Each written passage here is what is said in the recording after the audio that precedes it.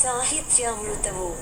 సాహిత్యామృతము అను ఈ శీర్షికలో మధ్య పట్టికలోని 4 తెలుగు పదములందు ఖాళీగా వదిలి వేయబడిన ఆ మొదటి అక్షరములేమిటో ఆ పట్టికకు ఇరువైపులా ఉన్న తెలుగు మరియు ఇంగ్లీష్ పదముల ఆధారముల సహాయముతో 1 నిమిషములోగా పూరించండి.